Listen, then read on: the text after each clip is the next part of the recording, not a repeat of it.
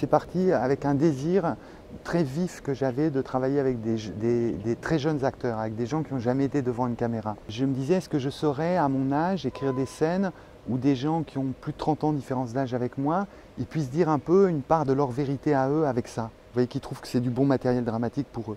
Et puis il m'est revenu une chose comme ça, qui est le tout début de comment je me suis disputé, c'est juste ça.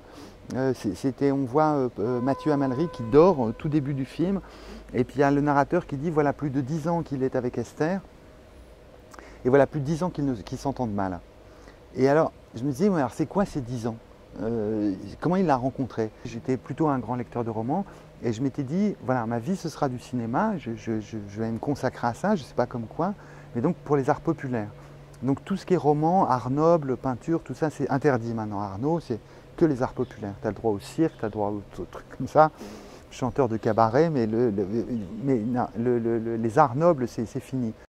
Il y a quelque chose d'héroïque, si vous voulez. C'était de ne pas les regarder comme le quotidien de jeunes gens, donc de ne pas faire un film documentaire sur des jeunes gens d'aujourd'hui ou d'hier, mais c'est sur de montrer leur côté héroïque, et je dirais même plus, leur désir d'être héroïque. Et il y a quelque chose de tragique dans Esther, comme elle le dit au musée, elle dit « mais est-ce que je suis exceptionnelle ?»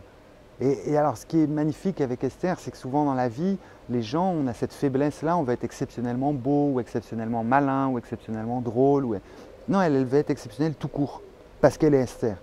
Mais ce désir, cette aspiration à la grandeur, comme ça, sans raison, c'est quelque chose qui m'émeut très fort. Moi, le matin, je ne coïncide pas avec moi-même, c'est un travail de toute la journée, quoi. Et j'y arrive imparfaitement. Je viens devant vous, je suis très imparfait, je suis un peu mal à l'aise, et ça fait partie de mon naturel. Le trucage, il est réussi quand on arrive à dire de la vérité avec. Vous voyez, moi, l'iris, par exemple, c'est un truc que j'ai commencé à utiliser, parce que je me suis rendu compte que chez le loueur de la caméra, il me le donnait gratuit. Il n'y a plus que moi qui le prends. Donc à chaque fois, le loueur il dit non, mais de toute façon, personne ne le prend, l'iris. C'est un tout petit truc, tout con, en métal, c'est une tannée à accrocher à la caméra, à bien régler. On me le donne gratuit, alors je me dis c'est dommage de ne pas le prendre. Et là, c'est devant la caméra, je l'ai souvent. Et puis j'ai dit à la directrice de la photographie, tiens, montre-moi quand c'est comme ça, puis je joue avec.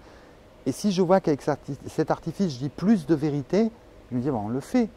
Mais il faut, alors je le montre à la directrice de la photographie, elle me dit, ouais, mais en fait, c'est ça qu'on voulait dire.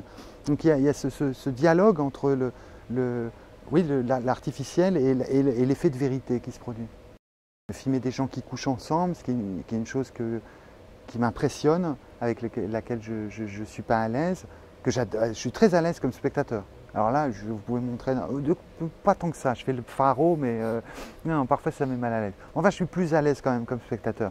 Comme fabricant de films, ça m'est difficile, c'est une certaine violence que je dois me faire. Et j'avais tellement envie d'y réussir, d'arriver à filmer quelque chose de la chair des gens, de la nudité des gens, des peaux, des tissus, des choses comme ça, du visage d'Esther qui résiste à la caméra.